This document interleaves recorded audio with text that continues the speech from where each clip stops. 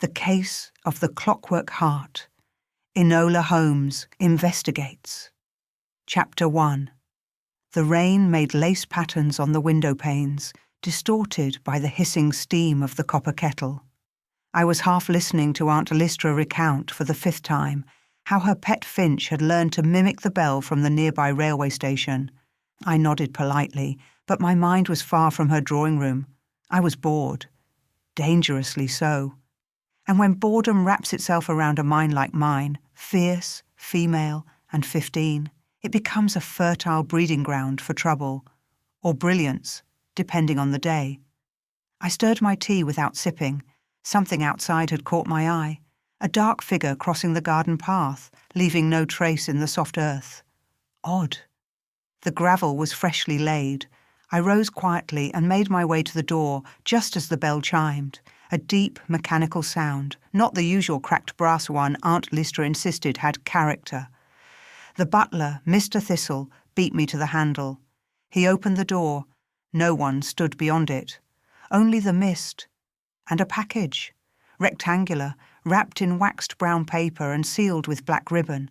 No name, no stamp. Just one word inked in sharp, deliberate hand across the top. Enola. Aunt Lystra tutted. Probably some ghastly scientific trinket from your brothers. It's not their handwriting, I murmured, already cradling the parcel in my hands. Don't open it in here. It might be contagious, she added with a sniff, retreating behind her lace collar and lavender perfume. I didn't respond. Instead, I carried it upstairs to the room I was never meant to have, one with a window that faced the rooftop gables and a hidden latch beneath the sill. It was a room for thinking, for watching, for escaping.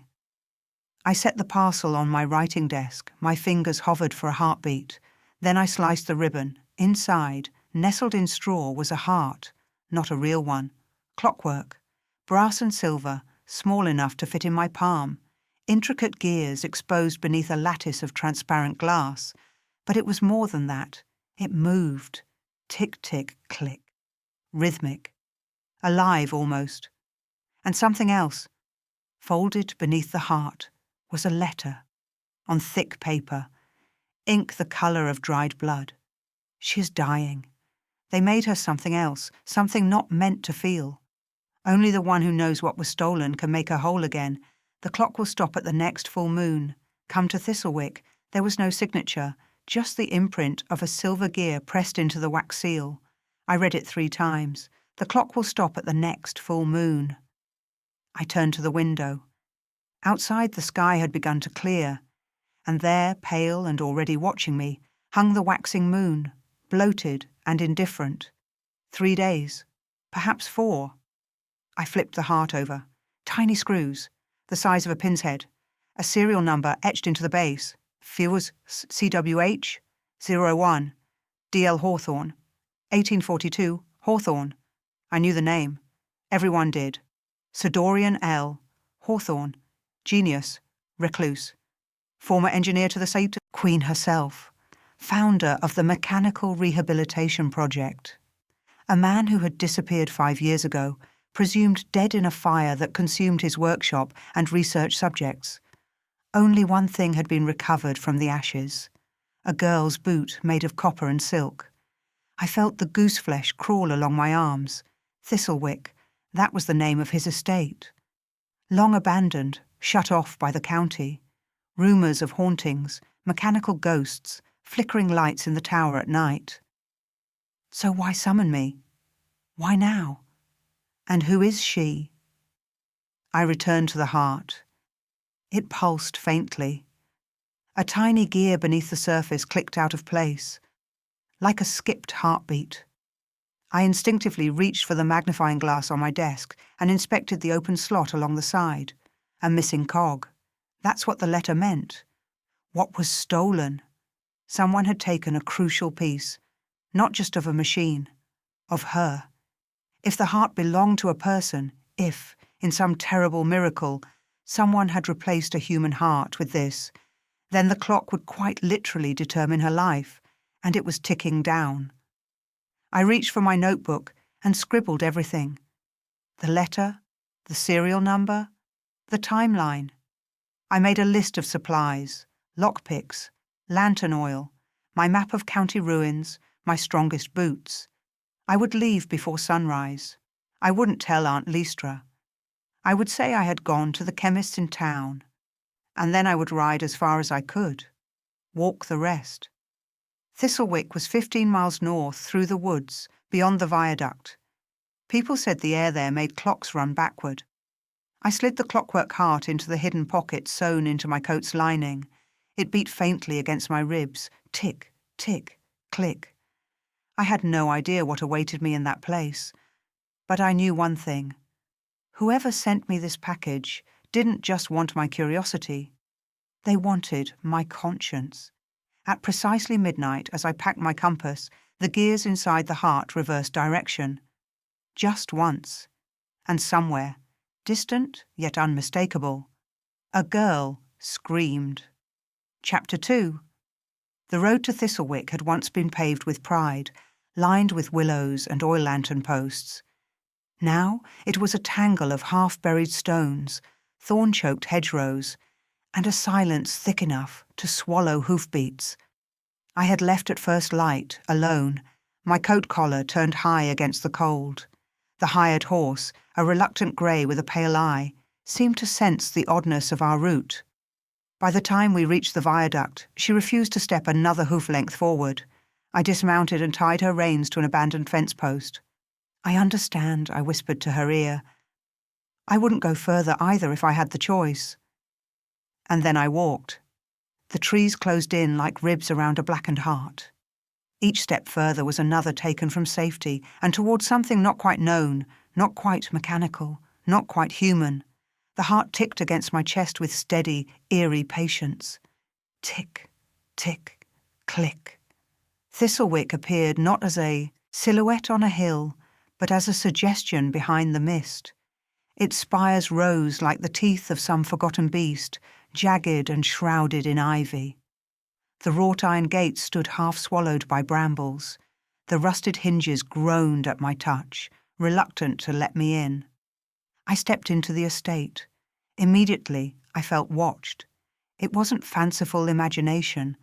I know the difference. This was colder, like walking into a theatre long after the actors had left and still hearing whispers in the rafters. The courtyard was a graveyard of invention. Overgrown hedges tangled around twisted scraps of brass and bone, articulated arms, twisted motorcycle frames, even a child-sized mannequin with a porcelain face half shattered. There were no birds, not even crows. Only the hum of wind through hollow metal. The front door hung slightly ajar. I did not knock. The entryway had once been grand. That much was clear even through the dust and disrepair. An immense chandelier hung crooked from the ceiling, its candles long melted into stalactites. Portraits lined the walls, their faces either scraped clean or covered by sheets. But what stopped me was the smell. Oil. Not old oil, not the must of an abandoned workshop, but fresh, sharp, clean, used. Something here was alive. I stepped forward. The floor creaked in protest. To the right, a grand stairwell spiralling upward. To the left, a corridor cloaked in shadow, and ahead the drawing room. My fingers brushed the edge of the hidden pocket where the heart ticked. I chose the corridor. Each door I passed bore a symbol. A wrench, a cog, a lock, a flame. The fifth door bore no symbol. I tested the handle, locked. I pressed my ear against the wood, nothing. Then I felt it, warmth, faint, pulsing heat radiating from behind the door. And the faintest sound. A wheeze, a breath. I took a step back. I needed tools. And time. Something, someone, was behind that door. The library was less a place of reading and more a cathedral to obsession. Shelves towered to the ceiling, packed with schematics, blueprints, anatomical sketches. Clock parts, surgical diagrams, medical records, stitched together by obsession and desperation. On the central table lay a book, open, as if someone had been reading it recently. Reconstruction and Artificial Circulatory Mechanics, The margins were filled with notes in a cramped, rushed hand. Test Naviro 11 failed, rejection immediate, redesign pressure channel, reattempt with silver alloy, do not exceed 14 kilojoules compression, and scrawled diagonally across the page, she dreams. Even without a pulse, she dreams. I backed away, pulse rising. That was not science. That was confession. Behind the curtain at the far end of the library, I found another door, half hidden, paint peeling. A servant's stairwell. I lit my lantern. The match flared against the shadows and caught something in its light. A footprint. Small. Fresh. Bare. It led down. I took each step slowly, the wood groaning beneath me, the Inawe light trembling in my hand. The stairs ended in what must have once been the lower mechanical quarters, a massive room cluttered with rusted cabinets and surgical tables. Pipes ran like veins along the ceiling, dripping faintly. And everywhere, the sound of ticking, not in unison, but scattered and syncopated, like an orchestra tuning in the dark. Then I saw her. No, it at first. She lay on a cot, still, eyes shut, pale as marble. Her chest rose and fell with shallow rhythm, wires curled from beneath her collarbone, leading to a complex device mounted on the wall, a regulator of some kind, and in her sternum, partially obscured by bandages, was a shallow cavity. Empty. The Clockwork Heart was missing. No, not missing. I had it. As I stepped closer, a voice shattered the silence. Step away from her. I spun, hand on my hidden blade. A man stood behind me. Young. Pale. In his late 20s, perhaps. His black coat was stained with oil and ink. He held a wrench in one hand, like a scepter. She's not ready, he said softly. You can't just force it back. It has to sink. I narrowed my eyes. Who are you? He hesitated. My name is Elias Hawthorne. My breath caught. Son of Dorian Hawthorne, he said, then added, almost like an afterthought, and the one who stole her heart to save her. The girl on the table opened her eyes and whispered one word, cracked and broken. Run. Chapter 3. Run, she whispered again, barely audible over the hum of the regulator. I didn't move, not out of defiance, though I had plenty of that, but because my feet had rooted themselves to the floorboards. My instinct screamed retreat, yet my mind dissected every detail in front of me. The girl's eyes, clouded grey, rimmed with shadows, flitted toward the wall, toward a panel half concealed by tubing. Her lips trembled, and then a sound. Clink. Soft. Mechanical. And upstairs, faint, but unmistakable, the front door slammed. Someone else was here. Elias reacted first. He crossed to the girl in 3 strides, checking a dial on the wall. Her vitals are destabilizing. I stepped forward cautiously, still clutching the heart inside my coat. She's not just mechanical, is she? He paused. No, he admitted. But she isn't what she used to be either. Then what is she? He looked at me as if I were the only other person in the world cursed with the desire to know. A girl who died, he said, and a promise I couldn't break. We moved quickly. He called her Clara. I watched as he unhooked the wires with care, muttering to her in a soft, protective tone, half scientific, half fraternal. He adjusted the mechanism on the wall, what he called a synchronizer, and slid her into a wheeled cot with shock-absorbing springs. She'll seize if the heart is reconnected without calibration, he said, motioning for me to follow. It was made for her, but she's changed. How? He didn't answer. Instead, he guided us through a hidden door behind a row of empty canisters. A narrow passage stretched beyond, winding into darkness. As we moved, I dared another question. Did your father build her? He slowed. He tried. I finished. We emerged in what must have been the east wing, a long hallway riddled with collapsed beams and torn wallpaper. Faint morning light seeped through a hole in the roof, illuminating a path of recent footprints in the dust. Not ours. I drew my blade. Elias caught my glance. They're here already. Who? Salvagers, the ones who think she's a machine and want her dismantled. We ducked into a former music room. The wallpaper had peeled in long curling strips. Broken instruments lay in piles, violins, a cello with its strings cut, a piano with teeth like a leper's smile. Clara stirred. Her eyes fluttered open. "She's aware?" I whispered. "Lucid in short waves. The dream circuits aren't stable." Her gaze found mine, searching my face like a mirror. "You're her," she rasped. "The girl with the gear." I froze. What gear? But she was slipping again, her body trembling faintly beneath the linen wrap. Her skin had taken on a translucent sheen, veins like silver wires threaded beneath. "She's synesthetic now," Elias said quietly. "Feels light, smells voices. Sometimes she remembers things that never happened." I narrowed my eyes. "Then how did she know about me?" "I didn't tell her you were coming." He looked away. No one did. In the silence that followed, I pulled the heart from my coat. Its ticking had slowed. Elias reached out instinctively, then stopped. "It won't respond to me." "I know," I said. "It's been doing that since I touched it." He hesitated. "Then it's reading you." "What does that mean?"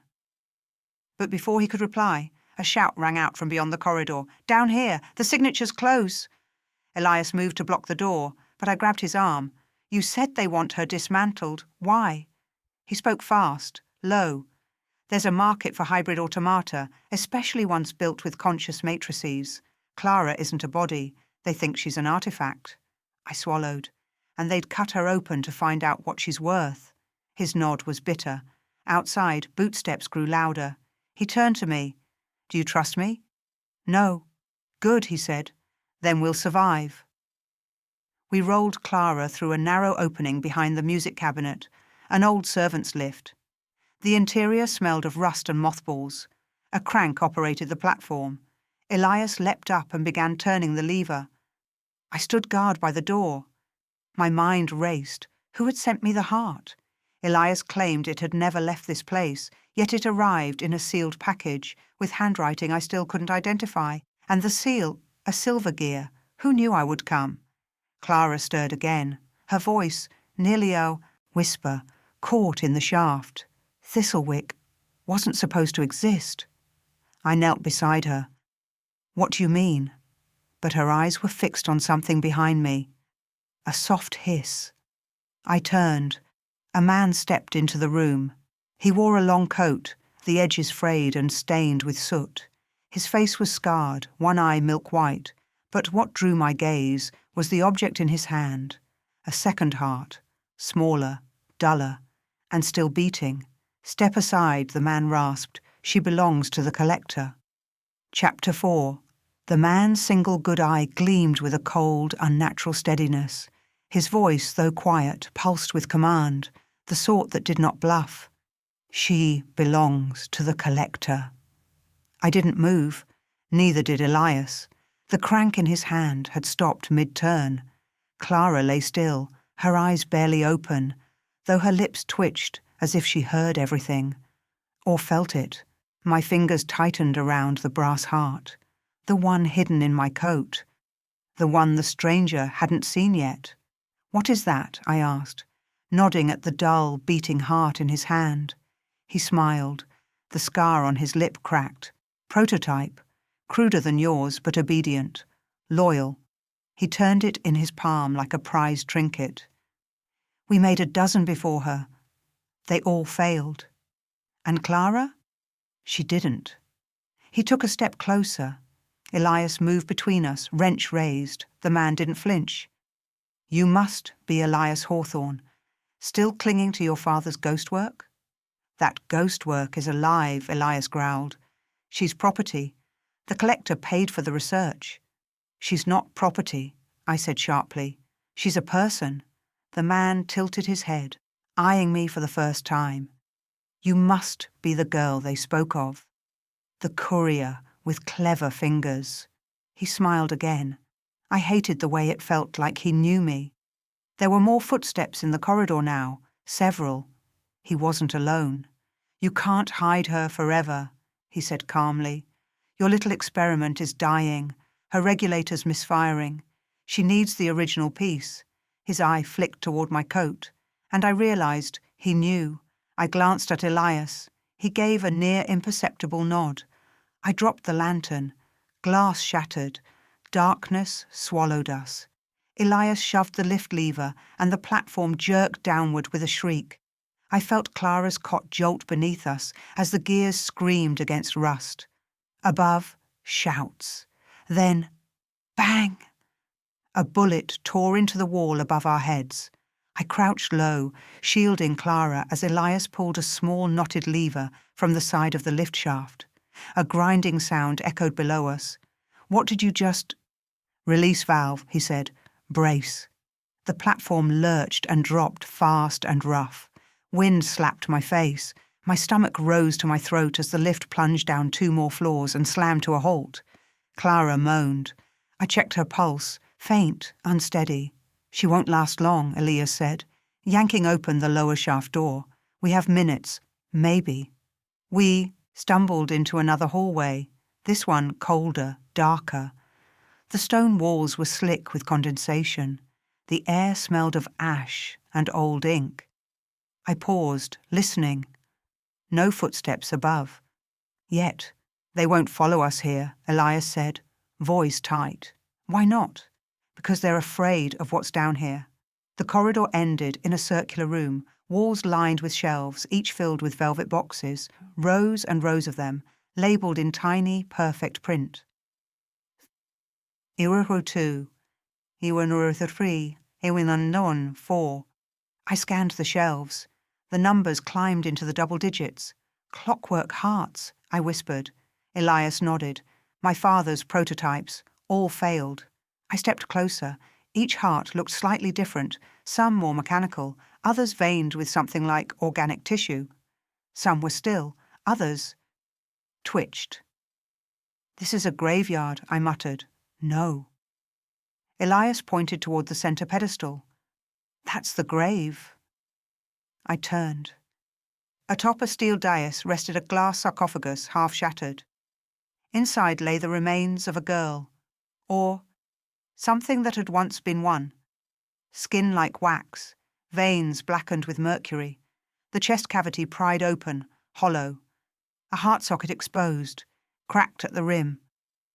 I swallowed the bile in my throat. Who was she? My sister, Elias said, voice flat. The first Clara, the one they built the system for. My breath caught. I failed her. Her body rejected the prototype, he continued, but something strange happened. Her mind didn't disappear. I turned to him. You mean she's still Not here, he said, but some part of her bled into the circuits, into the network. The next heart, 001, was meant to be clean, logical, but it remembered things, felt things. He looked at Clara. That's the one I installed in her.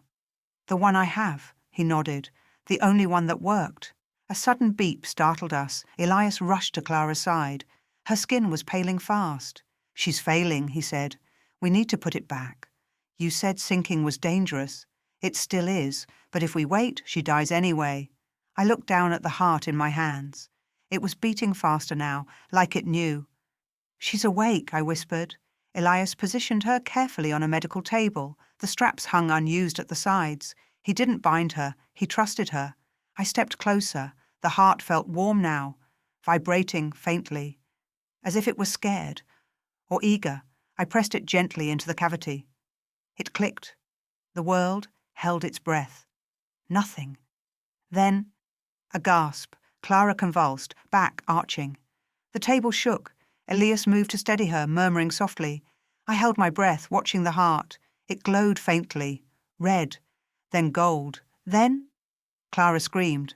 Not a human scream, not mechanical either. Something between. Then silence. She slumped back, eyes closed.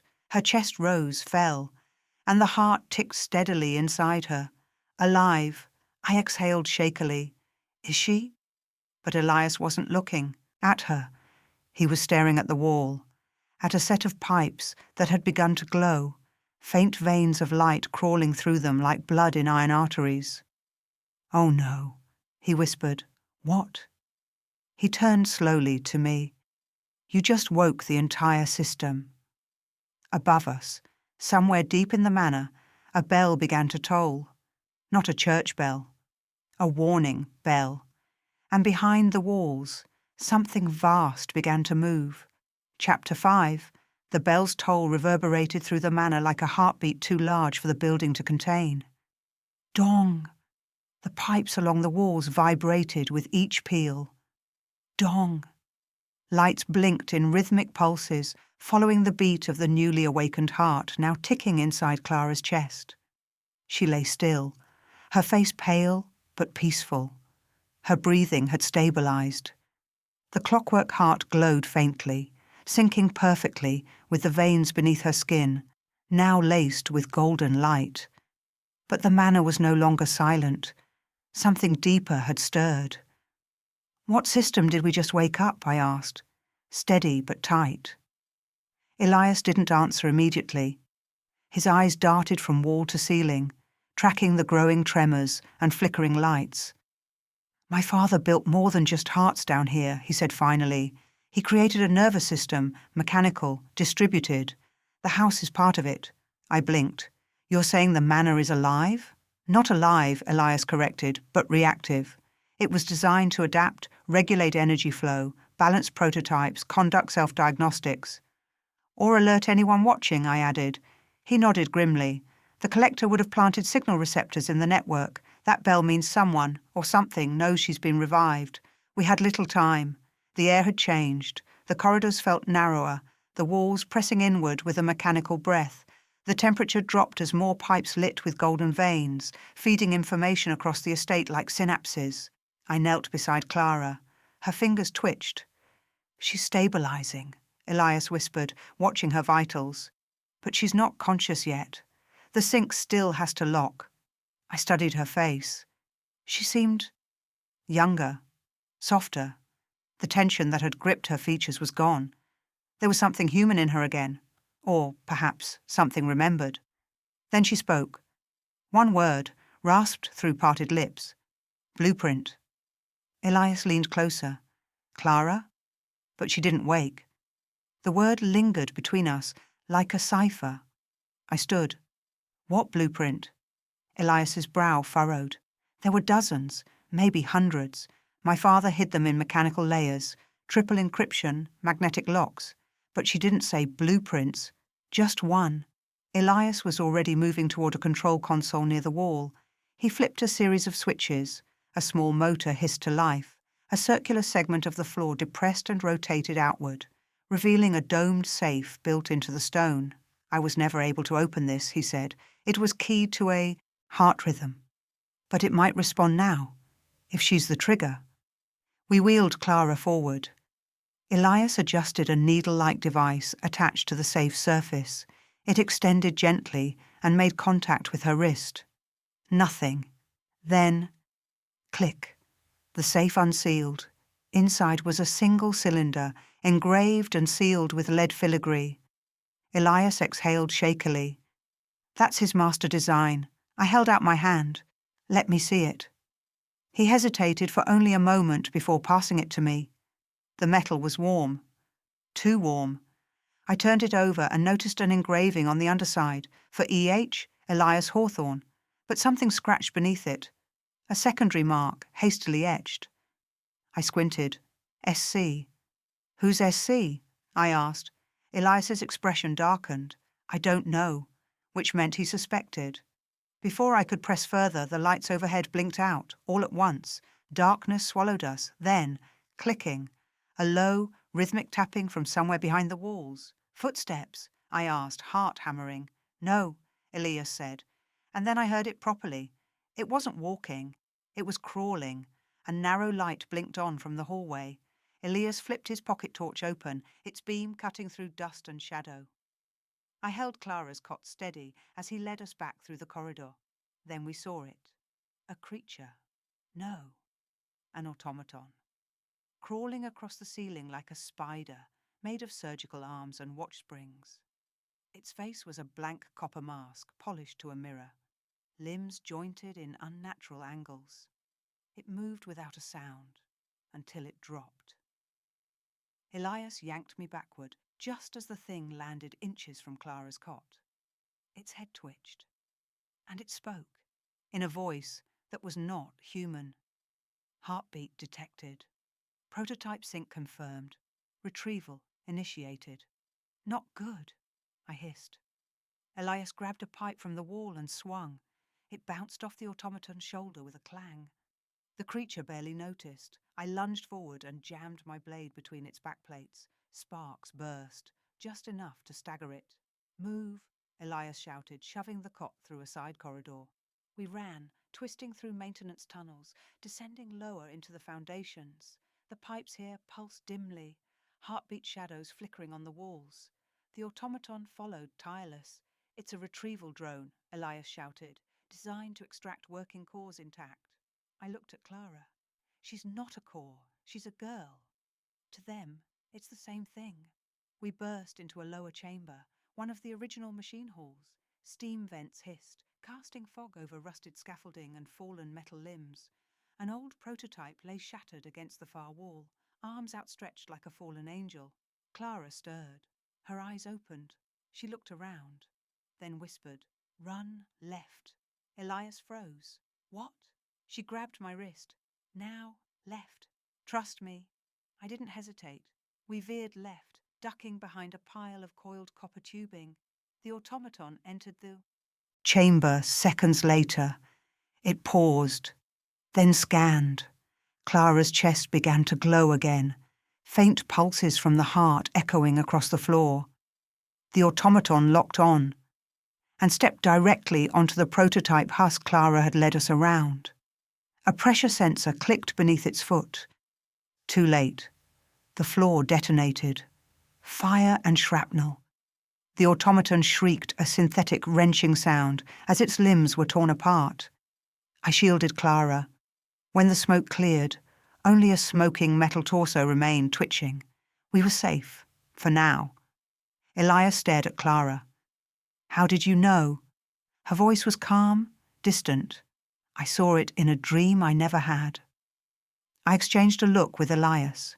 Not fear, but the slow dawning of something stranger. She remembered a memory that had never been hers.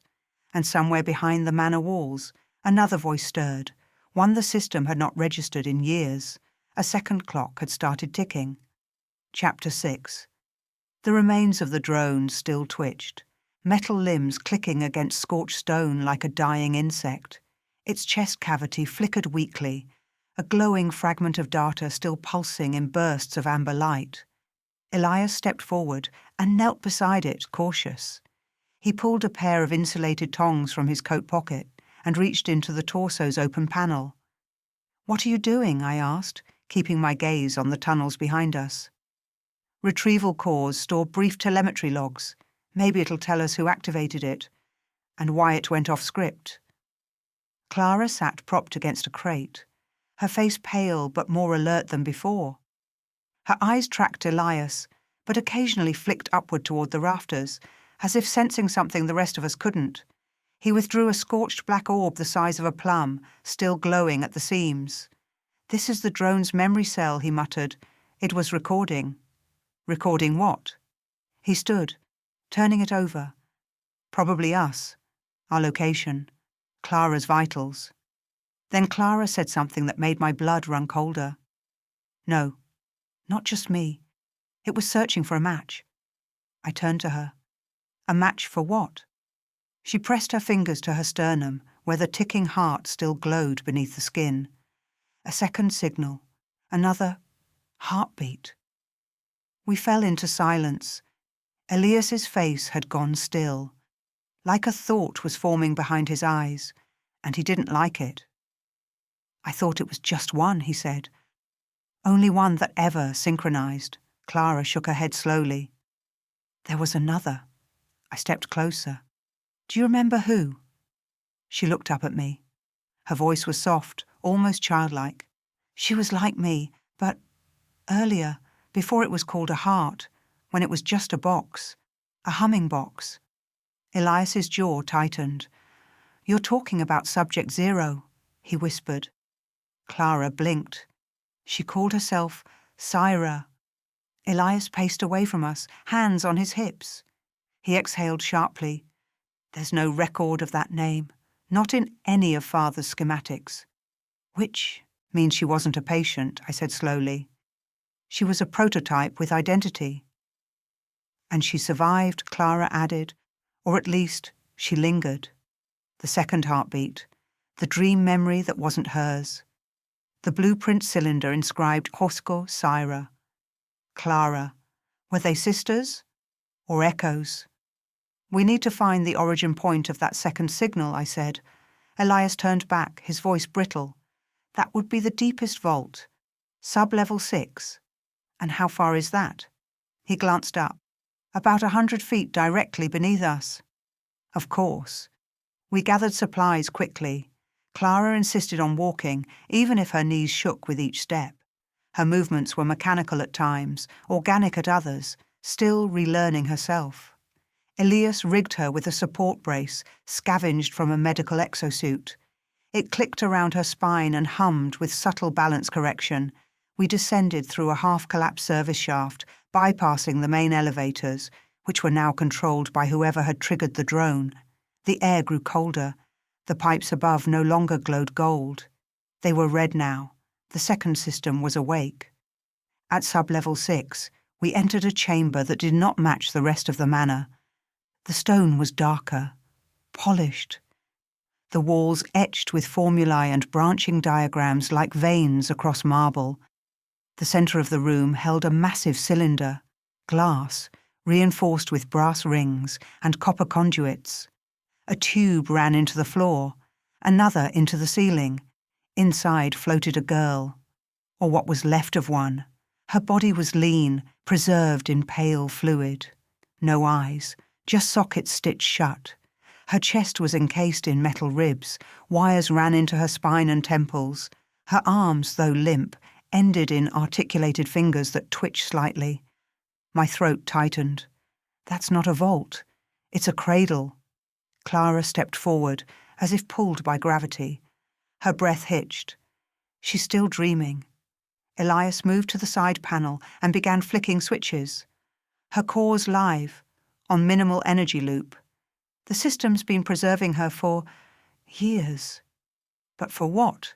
I whispered. Clara's voice was steady now. "To test, to repeat, to perfect. I wasn't the first success." She looked up at Elias. "I was the first they let live." He opened the access panel. Inside, a control core pulsed, the same glow as Clara's heart. "This is a full-scale neural interface," he said, eyes wide. "Not just mechanical, it's patterned after real memory. They mapped her consciousness." I stepped beside him. "Which means she's aware." Clara moved forward, one hand touching the glass. "She remembers me." Then the lights dimmed. A low thrumming filled the air. From the cradle's speaker grill, a whisper escaped. He... Elias staggered backward. "You left me." The voice was warped, slowed, but female.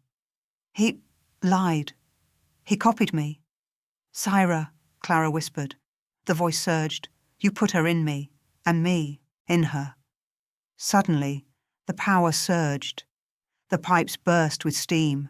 Red lights pulsed. The chamber shook. "She's overloading the conduit," Elias shouted. Clara stumbled. I caught her arm. "Shut it down," I yelled. "I can't. She's overridden the loop." Then the voice changed, sharper, clearer, focused. "You brought her here. You brought my heart back. Now I will take it." A mechanical shriek rang from above. A panel in the ceiling collapsed, and from it another automaton dropped, larger, sleeker. Its face was modelled after a child's, eerily smooth, its mouth frozen in a half-smile. It moved toward Clara, without hesitation. Not to harm her, to connect. Clara backed away. "She's trying to merge." Elias looked at the wiring. If Syra's interface connects with Clara's heart, it could overwrite her entirely, replace her. Not replace, Clara said. Consume. The automaton reached out. I stepped between them. No. It paused, tilted its head. You are not of the design. I held up the prototype heart that had once ticked alone. This doesn't belong to you anymore, I said. She made it her own. Clara's voice grew louder. Sarah, I remember you. The automaton froze. Clara stepped forward. You used to sing. In the White Room. You hated the dark. The lights around the cradle flickered, slowed. Then, Clara? The automaton's limbs shuddered. I don't want to forget. You won't, Clara whispered. But you have to let me live. The cradle's lights faded to gold, soft, accepting. The automaton crumpled slowly to its knees, chest rising and falling once, then still. Elias slumped against the wall, sweat streaking his face. She stabilized it, he murmured. She reached her. Clara reached what was left of Syra's core. I looked at Clara. Her breathing was steady again, eyes clear, but distant. She didn't just inherit the heart, I said. She inherited the memory. Clara nodded slowly. She gave it to me, before she let go. And deep in the system, for the first time in years, one clock stopped ticking. But another, fully alive, continued. Chapter 7. The cradle's glow dimmed to darkness. Syra, if that was what remained of her, had gone quiet. No pulse in the pipes, no flicker of memory in the air, only the sound of Clara's breathing and Elias's boots crunching over broken glass and rusted panels. I didn't expect it to end like that, he murmured. It hasn't ended, I said, glancing at Clara. She stood silently, hand still pressed to the now lifeless glass, her expression unreadable, like someone carrying two histories in one mind. Her shoulders seemed both heavier and taller, as if grief and clarity had entered her at once. She gave you something, didn't she? I asked gently. Clara nodded. A map, not of the manor, of what was buried beneath it. I blinked. There's more? Her eyes found mine, calm and steady. The collector was never after the hearts. He's after the core. Elias stared. The cradle was the core. No, Clara said. That was just a conduit, a receiver. The real core, what Sarah called the prime sequence, was never completed. Then why all this, I asked. Why create her? Why wake the systems? Clara turned toward us, to find the last piece. She guided us toward an old seal corridor, one even Elias didn't recognize. The air grew dense with pressure, not heat. Something dormant lay ahead. This section was always locked, Elias muttered. I thought it was part of the collapsed foundation. Clara stopped before an iron vault door with a single brass dial in the center. No handle, I noted, no keyhole. She reached up and pressed her palm to it. The heart inside her responded, ticking faster, louder. The pipes around us shimmered with golden light again, this time smoother, like a flowing melody rather than a jagged alarm. The dial began to rotate on its own. With a clang, the vault slid open. The room beyond was a laboratory, untouched by decay, preserved under layers of pressurized ceiling, and in its center, surrounded by glass panels and copper coils, stood a pillar of intricate machinery. A vertical engine, ribbed and humming, its base rooted deep into the ground. I approached slowly. Is this it? Clara nodded. This is the original heart, she said. The one Syra was copied from. I reached out, then stopped, because someone else already had. On the far side of the chamber stood the man with the scarred lip, the collector's agent from before, flanked by two more automaton drones, both sleeker than the last. This time, he wasn't smiling. You've gone deeper than you should have, he said. Clara stepped forward. So have you. He ignored her, his eyes locked on the core. This is the prime sequence, he said reverently. The origin algorithm, the intelligence Dorian never finished. You mean the intelligence he abandoned, Elias spat. The agent's tone sharpened. He was weak, afraid of what he made. But it's perfect, better than flesh, cleaner than thought. I drew my blade. He raised his hand. The drone stepped forward, limbs humming. "Don't be foolish," he said. "We don't need her anymore. We have the map." I frowned. "What map?"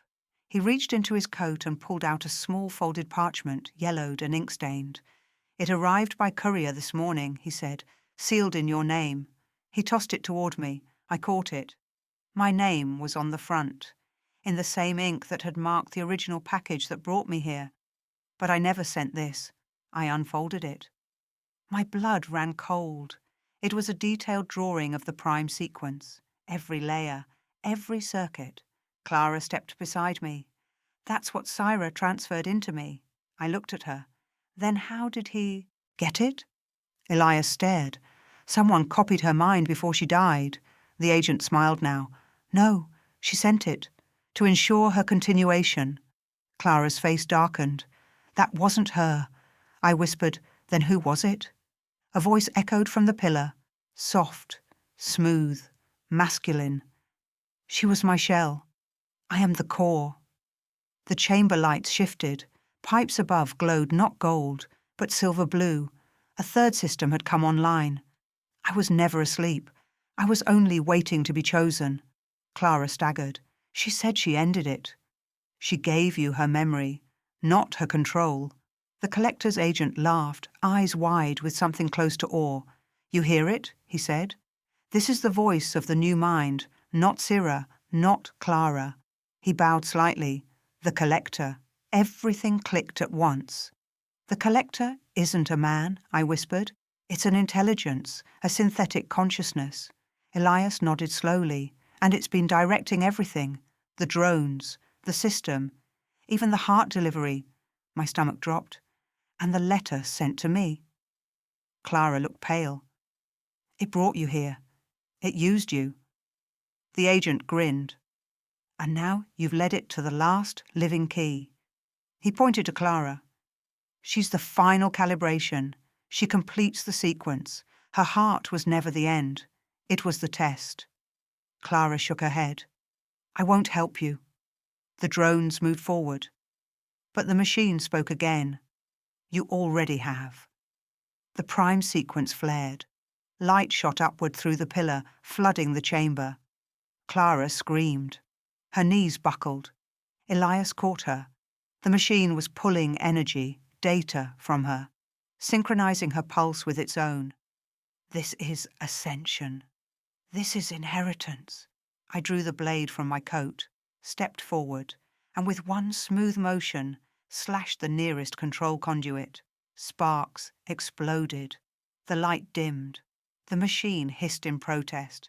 Elias slammed a copper lever near the base.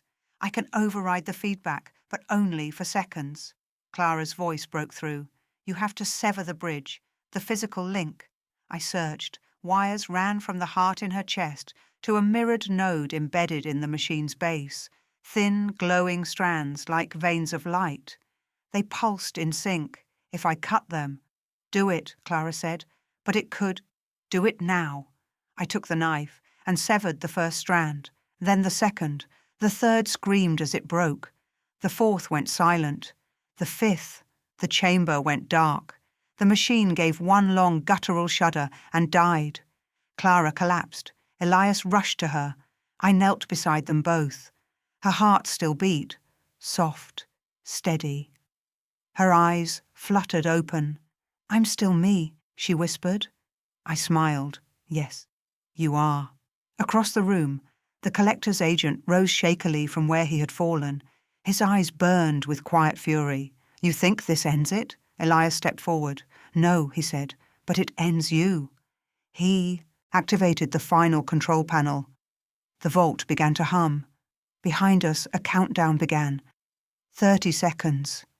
"You're triggering collapse?" I shouted. "Partial," Elias said. "Just enough to bury this room." He grabbed Clara's arm. I took her other side. We ran. 20 seconds. The walls cracked. 10. The core engine flared, then imploded in silence. 3, 2. We reached the surface as the final tremor rippled up through the earth. Behind us, the manor's east wing sagged, then collapsed, and the collector, wherever his mind once lived, was sealed beneath it. forever. Chapter 8. The sun had begun to rise by the time we emerged fully from the lower vaults, its light slicing through the mist like a quiet promise that the night had truly ended. Behind us, the eastern wing of Thistlewick Manor lay in ruin, half buried under its own collapsing weight, a gaping wound in the earth where the collector's core had once pulsed. Smoke curled upward, stained gold by the early light, and the ground still trembled now and again, like the earth itself was shuddering off a memory. But it was over. At least that's what we told ourselves. Clara sat beneath a crumbling statue in the courtyard, her back against its cold marble, her eyes turned to the light. Her breathing was steady, her posture upright, but there was a silence in her that hadn't been there before. Not hollow, not broken, simply changed. I sat beside her. Neither of us spoke for a long time. Then she said, "I can't hear him anymore." I looked at her. "The collector?" She nodded. He was always in the corners of my thoughts, in static, in dreams I couldn't remember. But now, there's just stillness. Does it feel like something's missing? She shook her head. No, it feels like I've been returned to myself. A pause. "Do you think Syra wanted that?" she asked, voice barely a whisper. I didn't answer at first. Then, I think she wanted peace, and she gave it to you the only way she could. Elias joined us not long after, his coat torn and streaked with dust, face pale but relieved. In his hands he held what was left of the collector's final drone, a fractured casing, one cracked optical lens, and a scorched chip half melted from heat. "I checked the wreckage," he said. "No secondary signal, no backups, we sealed it."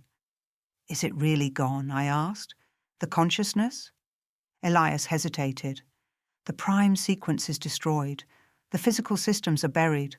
But the mind, that's harder to say." Clara looked up at him. "It never reached full completion. It needed me, my pulse, my heart. Without me, it's fragmented. Lost."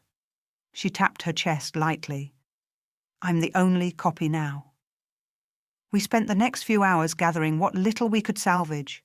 Scattered notes from the upper lab, a half-burned schematic sealed in a fireproof cylinder, and the cylinder Clara had first activated, the one labelled for EH.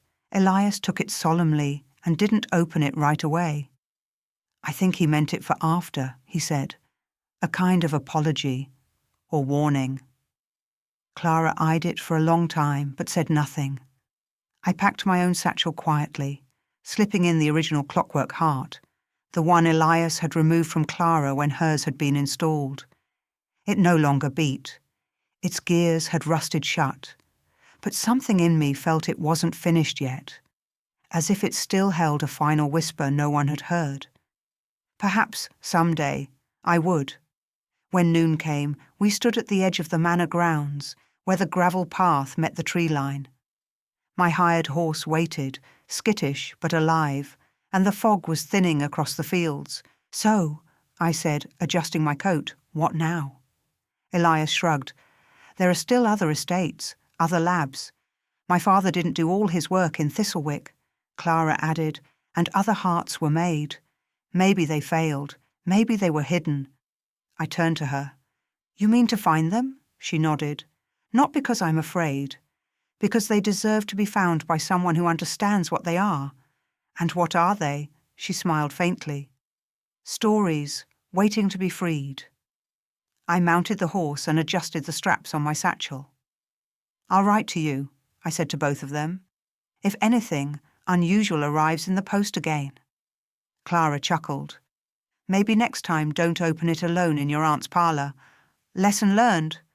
She stepped forward and reached into her coat. She handed me something wrapped in cloth. I opened it. Inside was a sliver of metal, etched with looping curves, part of the collector's interface. The last strand I had severed. "A reminder," she said. "Of what?" "That machines are only dangerous when people choose to worship them." Elias stood beside her. "We'll stay here, seal the manor, Burn what's unstable and bury what's left. And if someone comes looking, they'll find a ruin, he said, and 2 people who know how to lie very convincingly. I smiled. Then, with a nod, I turned the horse toward the road. The wind followed me through the trees. By the time I reached the distant rise that overlooked the valley, I glanced back. Thistlewick stood as it always had, crooked, haunted, half swallowed by ivy. But the smoke was gone, and the gears, finally, had stopped turning. Still, I couldn't shake the feeling that something had shifted in the world, not just within Clara, not just within the manor, something larger. I remembered the words etched into the collector's cylinder, for EH, but also the second mark, SC, and I wondered, if Syra had begun as a girl and became a memory, then what might Clara become? My fingers brushed the edge of the deactivated heart in my satchel. Cold, still, but not empty. There were still questions. But for the first time since this began, I wasn't afraid of them. In the distance, a new bell tower chimed, not in warning, in time, in rhythm. And for the first time, I couldn't tell if the ticking I heard was coming from my coat pocket or from my own heart. Chapter 9. It arrived 3 days later, delivered not by postman, but by hand, left silently at the doorstep of my boarding house in London. No knock, no witness, just a folded envelope tucked into the gap beneath the doorframe, as if it had slipped in on its own. No seal, no name, just meant. I shut the door behind me, heartbeat quickening. The wind tapped against the window panes like impatient fingertips. I laid the envelope on my desk and stared at it, remembering Clara's voice. Maybe next time, don't open it alone. Then I opened it. Inside was a single page. Blank. No ink. No watermark. No hidden embossing. Just a sheet of bone white paper that seemed, oddly, warm. I turned it in my fingers. Nothing. Nothing. Still nothing. Then I tilted it toward the candlelight. And something changed. The paper shimmered. Words bled to the surface, not written, but emerging, as though heat awoke them. Elegant, angular script. Lines that pulsed like veins. The heart you carry was never yours. It was always the listener's.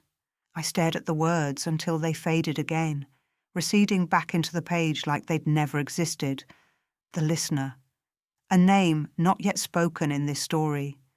And yet somehow, one that felt as though it had always been listening. I unwrapped the satchel, fingers trembling, and retrieved the deactivated heart.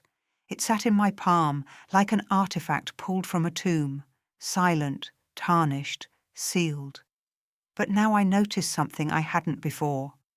A faint seam at the base, almost invisible. I fetched my blade and slid the tip gently along the edge. A soft click. The base separated. Inside was paper. Not parchment, not machinery, but a scroll, tightly wound, thin as a ribbon, sealed in wax. The wax bore a symbol, not Hawthorne's gear, not the collector's crest, but an ear, etched with perfect anatomical detail. The listener. I unrolled the scroll slowly. The words were handwritten in minute, precise penmanship. She was only the beginning. You were always meant to find the end. Not all machines are built to move, some are built to watch. There was a name at the bottom, Marion S. Thorne. Not a name I knew, but something about it scratched the edges of memory. I fetched my notebook, scanned old entries, cross-referenced details from Thistlewick's archives, from the manor diagrams, from Dorian Hawthorne's faded blueprints. And there it was, buried in a footnote. See Early Sketches by MST, Clock Tower Auditory Algorithms, Cathedral Model, 1839. A cathedral, not a lab, not a manor, a cathedral. The listener wasn't a person, not only, it was a system, a second program parallel to the collector, but designed not to speak, to hear. I turned to the map Clara had given me, overlaid my notes, checked the courier's route from Thistlewick to London, And there it was, nestled between the rivers, far from the main roads, accessible only by foot.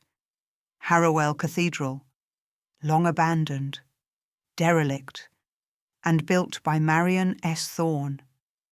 I didn't wait until morning. The paper had already begun to warm again in my pocket, like it was listening for something, or waiting to be heard.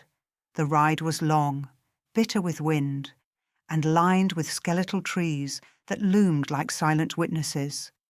I dismounted at the forest's edge and followed the old stone path by lantern light, my boots crunching over moss and frostbitten leaves. Then it rose before me, Harrowell Cathedral, a silhouette of shadows and spires, its rose window shattered, its bell tower leaning slightly to the left like a drunkard's last secret. I stepped inside and immediately heard it, ticking, but not mechanical, not alive, just present. The nave was ruined, benches splintered, altar defaced, candle holders long stolen or rusted through, but the apse was intact, shielded by a fallen arch. Behind it I found the source of the ticking, an organ, not for music, for signals. Wires trailed from each pipe. Beneath its base was a small chamber, sealed by glass, and inside another heart. But this one beat in two rhythms, a dual core, two minds ticking in sequence, one slower, older, the other, mine. I staggered back, breath catching in my throat. It had been listening, to me. Behind me a voice stirred. "You opened the scroll." I turned. A figure stepped from the darkness behind the pews. Not a man, not quite a woman, robed in dust and brass-threaded cloth, eyes hidden behind smoked lenses. They moved like a shadow with intent, like a whisper that had taken shape. "Are you the listener?" I asked. They smiled. "No, I am only what remains of her." A pause. "Just as Clara is what remained of Syra, just as you are what remains of the ones who asked the first question." I swallowed. "And what question is that?" The figure tilted its head. "What happens when memory listens back?" My knees nearly buckled. "I destroyed the collector," I said. "You disabled one voice," they replied. "But the echoes, they scatter." They stepped closer. "Clara carries one memory, Syra another, but you—" They stopped inches away. "You carry the question." I reached for the heart in my coat pocket. "It doesn't beat anymore." "No, because it learned silence." They opened their palm. Inside was a key. "To the organ's interface," they said. "To the second chamber." I hesitated. "If I open it," I asked, "what will I find?" Not answers. They turned. Only the last question. Chapter 10. The key was small, no longer than my pinky finger, wrought from dark metal with veins of copper running through its shaft like rootwork beneath frozen ground. It felt warm. It pulsed once, alive, aware, and waiting. The listener's echo. Neither man nor machine offered no further explanation. After handing me the key, they had returned to the cathedral's shadows, retreating as if drawn back into the very stone, becoming part of the silence that had always lived here. I stood alone before the interface chamber, staring at the dual-beating heart beneath the glass. The organ, now dormant, loomed behind me like a creature holding its breath. The lockplate lay beneath the interface, circular, rimmed with brass, inset with an identical symbol, the ear. I slid the key into the slot. It didn't turn. It clicked, and then the silence deepened. The glass opened on its own, splitting diagonally like an eyelid. Inside, not a mechanism, but a chair. No, a cradle of polished wood and brass, shaped perfectly for a human spine. Behind it, a lattice of neural wires extended into the pipe system, snaking upward like roots toward the cathedral's bell tower. A chair meant for one. My name wasn't etched anywhere, but it didn't need to be. The heart, twin-pulsed, softly glowing, began to beat faster as I stepped closer. It recognized me. I lowered myself into the seat, breath trembling, hands steady. As I did, The wires slithered forward, not violently, not like bindings, but like fingers gently requesting permission. They attached themselves to the base of my coat, then the back of my neck. Not pain, a whisper of warmth, a pause, and then the world changed. I wasn't in Harrowell Cathedral anymore. I was inside a sound, a chamber of layered voices, some human, some mechanical, all overlapping in impossible harmony. A voice, my voice, spoke without breath. What is the last question? And a voice, I didn't know, answered. What does the machine remember when no one speaks to it? Images flooded my mind. Clara at the manor gates, watching fog roll through broken trees. Elias, years ago, building Syra's prototype hand beneath candlelight. Dorian Hawthorne at a drafting desk, tearing a blueprint in half. Syra, suspended in fluid, eyes closed, but listening. And me, years younger. Not at the manor, not at Harrowell, but standing at my father's grave, holding a small gear-shaped pendant in my hand, one I hadn't remembered, until now. The memory trembled, shifted, and a phrase echoed from the walls of my mind. Not all hearts beat, some wait. Suddenly, the images shifted again, sharper, faster. I saw a woman, older, weary, with eyes like Clara's, writing letters, one, addressed to me, and on the envelope, M.S. Thorne. My breath caught. Marion Thorne wasn't a scientist. She was my grandmother. The voices began to converge. The pipes above hummed. The listener is not a who. It is a when. You were never summoned. You were returned. The room grew colder. Light flickered. Then one final pulse. Ask the last question. I opened my mouth inside the memory. Not with fear. Not with panic. But with purpose. Why me? Silence. Then a single sound. A heartbeat. Mine. The illusion shattered. I gasped, lungs filling with real air. Again, as I was pulled back into the cathedral, the chair released me gently, the wires retracting like they had merely borrowed a moment of truth. I stumbled forward and landed on my knees. The heart beneath the glass had gone still, but not dead, stilled, listening. Outside, the bells of Harrowell began to chime, 12 peals, deep and resonant. Noon. The day felt colder, more aware, and at the far end of the cathedral, standing silently in the doorway, was Clara. How did you find me? I asked, voice hoarse. She stepped into the light, her presence startlingly calm. I didn't, she said. I remembered. She held out her hand. In it, the scroll I had thought destroyed in the collapse at Thistlewick. The listener's scroll. It reappeared 2 nights ago, she said, burning slowly, one word at a time. Your name, this place. She walked toward the heart, eyes fixed on it. It's still holding something, isn't it? I nodded. A question, one it's waiting to be asked. She looked at me. Did you? I swallowed. Yes. And did it answer? I thought about the voices, the images, the final realization. It didn't need to. We left the cathedral together, walking in silence beneath the winter branches, the sky soft and grey above us. What was in the interface? She asked eventually. Memories, I said. Some mine, some not, all connected. Clara glanced sideways. Like you and me? I met her gaze. Like you and Syra. By the time we reached the road, the cathedral behind us had gone still again. No ticking, no voices, but it wasn't empty. It was listening, and it always would. Chapter 11. We stayed the night in a stone inn 2 miles from Harrowell Cathedral, a place so old it seemed carved from memory itself. The innkeeper didn't ask questions. He simply handed us a brass key, warned us about the frost in the pipes, and disappeared behind a creaking door. Clara sat across from me in the dim firelight of the common room, hands wrapped around a steaming mug of tea she hadn't touched. Her eyes flicked occasionally toward the window, where the black trees pressed against the glass like watching figures. What was it like? She asked softly. The listener? I replied, like falling into a thought someone else was having. She tilted her head. You said you saw a woman, your grandmother. I nodded. Marion S. Thorne. She helped design the cathedral's interface system, but I think she hid more than blueprints in the code.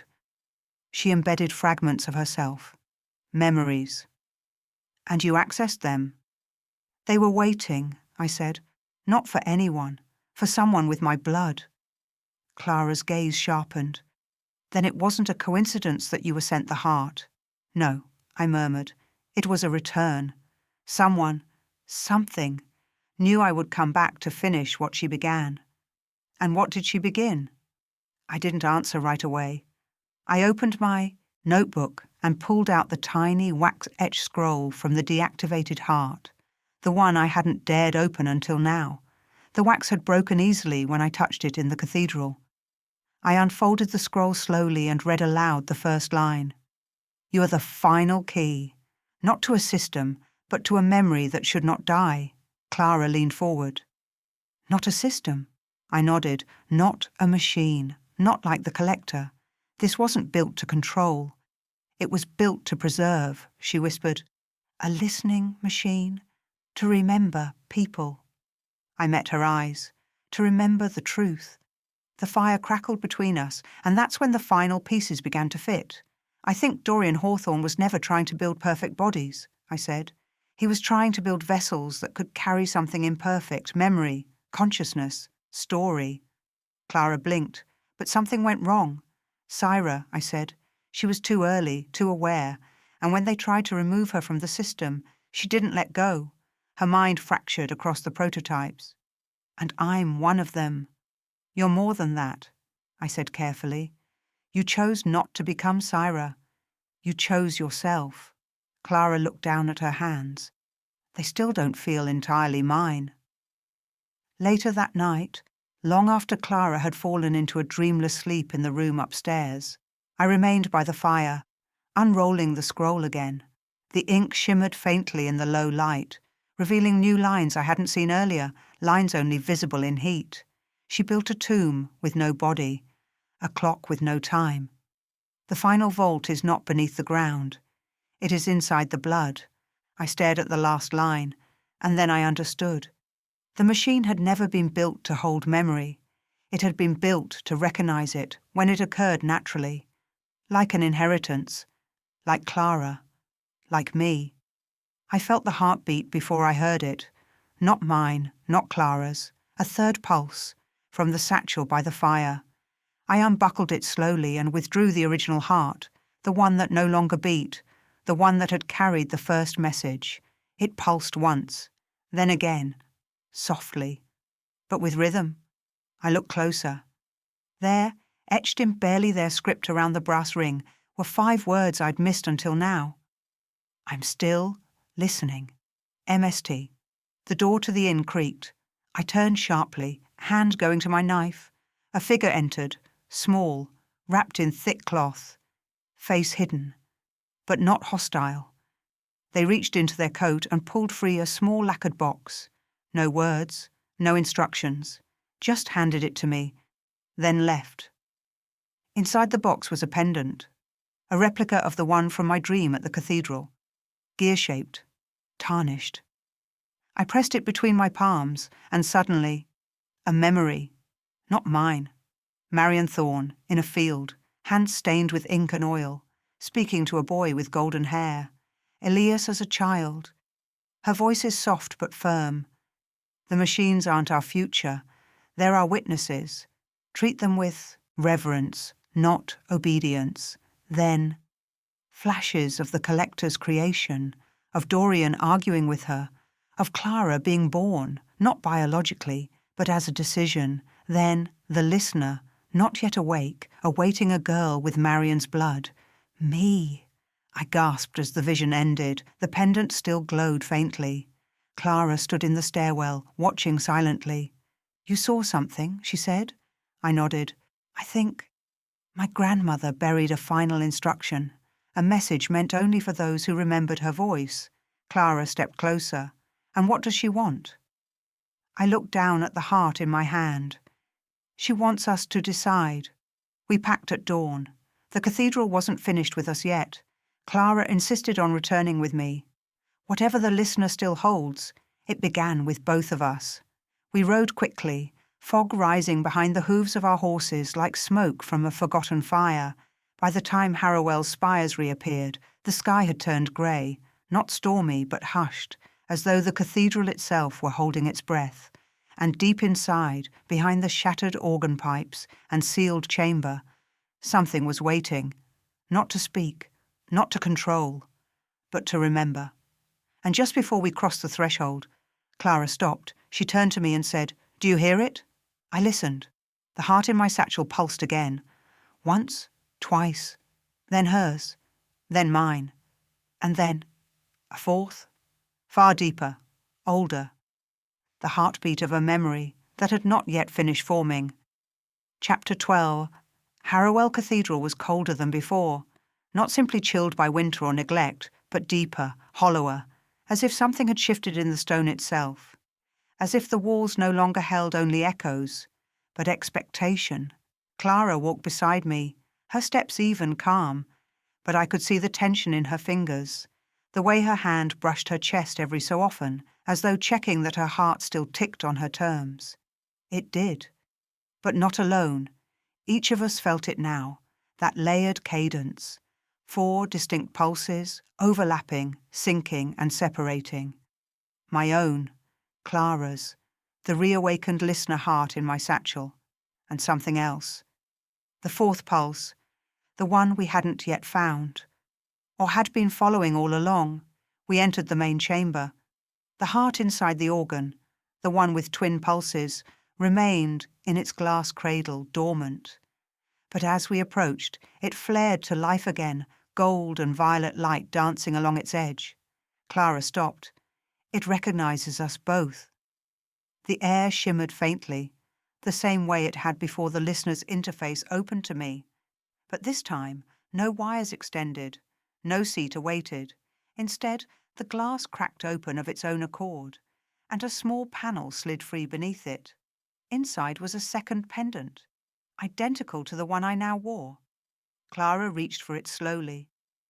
The moment her fingers closed around it, the cathedral spoke. 2 minds, 1 inheritance, 4 hearts, 1 silence. The voice was neither male nor female, neither machine nor human. It did not echo, because it was the echo. Clara looked at me. It's speaking through both pendants. I felt it too, a vibration along my spine, a memory coiled just out of reach. The cathedral chimed again.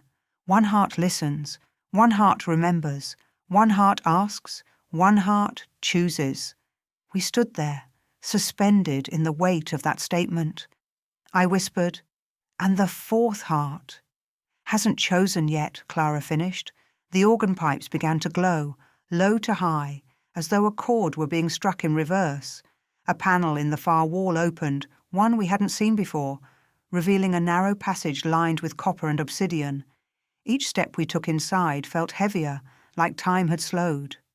At the end was a circular chamber, empty, save for a pedestal, and upon it, a final heart. But unlike the others, this one bore no casing. It was raw, open gears, exposed filaments, surrounded by a ring of engraved glass etched in unending script. No wires connected it. No machinery supported it. It pulsed entirely on its own. The 4th pulse. Clara stepped toward it, but I held out a hand. "There's no interface," I said. "No conduits, no safety fails." Clara's eyes never left the heart, because it doesn't need them. I frowned. "How do you know?" She hesitated, then whispered, "Because it's me." I turned sharply.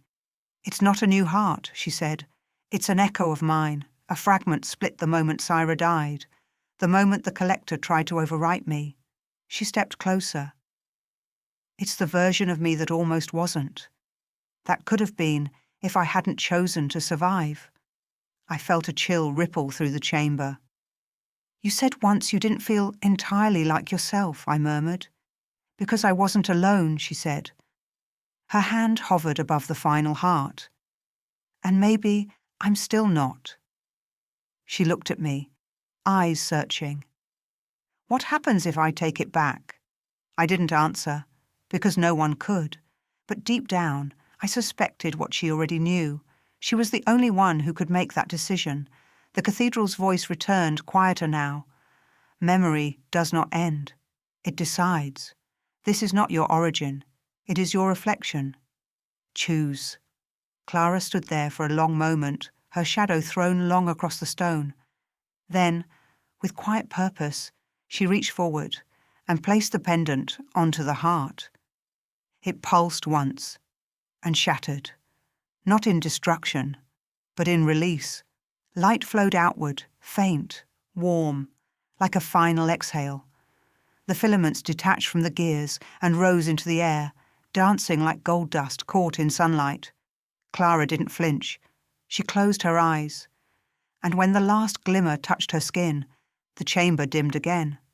The pedestal was empty, but Clara still stood, whole, different, calmer. I didn't absorb it, she said, opening her eyes. I stepped closer. What did you do? I let it go, she said. The part of me that had always been afraid, that wasn't sure I was real, that clung to Syra's pain, to the collector's voice, to the possibility I was just a machine with a memory problem. She smiled faintly. I'm not. We returned through the cathedral in silence, neither of us needing to speak. The ticking had stopped. Not because something had broken, but because everything was finally in rhythm. Clara paused once at the doorway, looking back. I think it's asleep now, she said. For good. And if someone wakes it again? She turned to me. Then it will remember who it was meant to speak to. Outside, the wind had changed direction, warmer, softer. The frost that clung to the trees had begun to melt, dripping in gentle taps, like the echo of something finely finished. We stood at the path for a while, watching the horizon shift into colour. Then I said, What will you do now? Clara took a deep breath. Live, I smiled. Novel idea. And you? I thought about it, about the heart in my coat, the one still deactivated, the pendant on my chest, the scrolls I'd yet to read. I think, I said, it's time I started asking my own questions. We parted at the crossroads, not with finality but with freedom. No watchers, no machines whispering in our sleep, no gears turning in the dark, waiting to be wound. Just the steady beat of hearts that had chosen themselves. And as I rode away, I realized something simple and true. The Clockwork Heart had never been the mystery. It had always been the key to one. Chapter 13, I returned to London in a rain that felt ceremonial. Not sad, not cleansing, simply final. The kind of rain that told you something had been laid to rest, but not buried, not forgotten, and certainly not finished. The heart I carried, now forever silent, rested in its velvet-lined box beside my notebook, the scrolls, and the pendant. I kept it wrapped carefully, like one might wrap an old compass that no longer pointed north, but still remembered the shape of direction. I didn't open it for days, not until the letter came. It bore no address, no sender, just my name. Inside, one phrase, handwritten in silver ink. One final question still ticks. Below it, coordinates, not to Harrowell, but to a place much older, Isle of Obridge, a forgotten speck of land off the southern coast, abandoned since the early 1800s after the church sank into the sea and a mysterious fire levelled the last of the foundries. I knew the name. I'd seen it once, scribbled in the margin of one of Dorian Hawthorne's discarded schematics. Next to it, MST burial site. Burial or seed? I packed lightly, left no note. The train carried me as far as the coast. The ferry, if it could be called that, was more driftwood than vessel, captained by an old man who didn't speak and charged nothing. As the island rose through the mist, I felt the pulse before I heard it. Not from my coat, from the island itself. Obridge was wind-torn and overgrown. No inns, no cottages, just moss-choked stone paths and the bent ruins of foundations swallowed by grass and brine. But at the top of a low hill, ringed by 6 iron posts long rusted into splinters, stood a door. Nothing around it, just a doorframe and the door itself, deep black wood with no handle, no hinges, no lock, only a keyhole, the exact shape of the pendant. I slid it in, turned. The door opened without a sound, and behind it, stairs, descending deep into the earth, torchlit by flames that had no fuel and cast no smoke. Warm air greeted me, scented faintly of old metal, lavender and paper, and silence, not emptiness, the listening kind. The stairs ended in a round chamber, not stone, not mechanical, wood, warm wood, polished with time and care. Shelves lined the walls, filled with clock pieces, books, handwritten journals.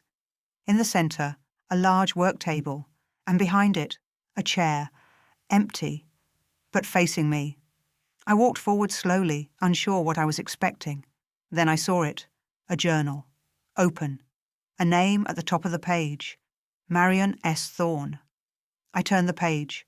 It was dated 17 years ago. To the one who returned, you are reading this because you chose to remember, not to solve. Good. That means you are still asking the right questions. You followed memory like a trail of salt through the ruins of machines and men, and now you stand where I stood, wondering if there's still a purpose to any of it. There is. It was never about the hearts. It was about who could carry them, not in their chest, in their choices. My hands trembled as I read the final lines. We built too much, too fast. We asked what machines could learn from us, but never what we might forget in the process. So I built this room, not as a vault, but as a vow. I set the journal down and turned slowly. The air had shifted. From one of the shelves, a light blinked. Faint. Blue. I approached and found a drawer, unlabelled, flush with the surface. I pressed it. It slid open to reveal a small metal sphere. I lifted it. It vibrated gently, and then it spoke. This message is for my granddaughter. It was her voice, Marion, clear, calm, firm. I don't know who you've become, but if you're listening, it means you've chosen to preserve, not erase, to remember, not rewrite. You'll want to rebuild, you'll want to tell the world, and you should. But start with this. There was a click. The drawer beneath the sphere slid deeper open. Inside was a folded sheet of music, a composition titled The Memory Engine. I took it in my hands, breath caught in my throat. It wasn't a schematic. It was code in music. Notes written like pulses, breaks like data compression. Embedded within the melody, sequencing instructions. Not for machines, for minds. Human minds. A way to preserve stories in rhythm, in sound, in remembered silence. It wasn't a final invention. It was a reversal. The listener was not a machine. That recorded memory. It was a machine that could be taught to remember it humanly. Not through storage, but through song. I stepped back, holding the paper. My hands were shaking, because for the first time since this began, I saw the true legacy of all of this. Not gears, not hearts, but a way to keep what matters alive when all the rest rusts. I left the chamber in silence, the sphere tucked into my satchel, the sheet music folded next to it. The black door closed behind me, and as I walked back down the overgrown hill of Obridge, I felt no ticking in my chest, no whisper of a buried system. Just wind, and breath, and the faint hum of a melody I had not yet played. And as the ferry pulled away from the island, I looked down at the heart once more, still resting in my coat. It did not beat. It didn't need to, because some things don't need to move to carry meaning. They only need to be passed on. Chapter 14. London had always pulsed. Steam, soot, the chime of the city's skeleton.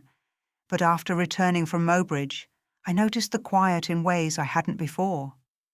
Not the absence of sound, but the kind of quiet that asks you to listen. The music Marion left behind, the memory engine, was still folded neatly inside my coat. I hadn't shown it to anyone, not even Clara, though she had written twice since we parted. Her letters were sharp as ever, but steadier now, full of small human things. A description of sunrise through broken glass, the way her heartbeat now stuttered when she laughed. She was choosing her life, word by word. And now I had to choose what to do with mine. I returned to my aunt's house in Marylebone just before dusk. The parlour was exactly as I'd left it. Lace curtains, birdcage ticking, a shawl half knitted on the armchair. My tea had gone cold weeks ago. I poured myself a new cup. Then I lit the hearth, sat at the writing desk, and unfolded the music. There was a melody hidden within the data. That much I was sure of. A coded rhythm that, when played, would reveal more than sound. But it wasn't for an orchestra. It was for one player only. The next day, I visited the Royal Conservatory archives. Most of the instruments listed in Marion's annotations were either obsolete or theoretical, but one stood out: the Aeolian frame, a hybrid string harmonic device designed to be played by motion and breath. It had no keys, no pedals, just a resonating core and vibrating air columns that responded to human presence. There were only two ever built. One had burned in 1841.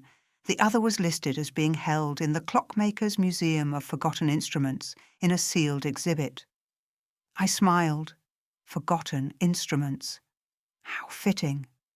It took 3 letters, a forged curator's signature, and a long stare from a man with gloves too tight for his knuckles. But by afternoon I was standing in the private archive wing, alone, before the Aeolian frame. It was shaped like a harp, but hollow in the middle. No strings, no frets, just a silent arc of polished wood and brass, with a thin silver coil looping across its inner curve. I set Marion's sheet on the nearby music stand, took a breath, and moved. The sound that emerged wasn't music, not at first. It was memory, not mine, but hers. My name is Marion Thorne. I was born to listen, not to machines, to people. But the world was growing louder, and in the noise, we began forgetting what silence could teach. So I wrote the silence down. The music shaped itself around her words. Warm, haunting, impossible. Notes bloomed and faded like breaths exhaled after long-held tension. I didn't play it. It played through me. And as the final passage shimmered through the room, the silver coil glowed faintly, casting mirrored reflections on the walls, faces, Clara, Syra, Dorian Hawthorne, and Marion.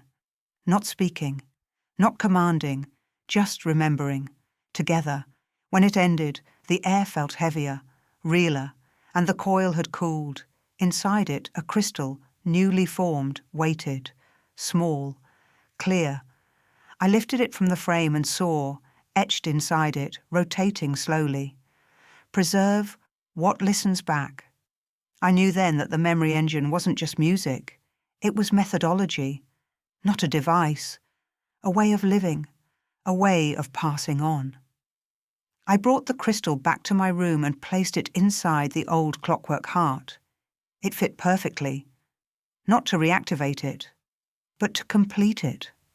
The heart didn't tick, but it hummed, softly, and in that hum were threads of all we'd uncovered, voices that would never be silent again. That evening, I wrote Clara. Only one sentence. I know what the silence was waiting for. It was never the machine, it was us. I left London a week later, not in flight, in peace. The heart came with me. So did the music. There would be others to find. Other lost notes, Other fragments of memory waiting to be preserved before they were overwritten by the speed of a world too eager to forget its quieter truths. I wouldn't be famous for it. No one would know. But I would. And somewhere, in old cathedrals and broken manors, maybe the listener would still be listening, not for danger, but for choice. And one day, when I'm gone, and someone finds the scrolls in a drawer and the music in a cabinet and the silent heart wrapped in velvet, I hope they ask themselves the question I finally answered. Not, what does the machine remember? But, what do we choose to carry forward? The heart does not need to tick to be alive. It only needs to be held.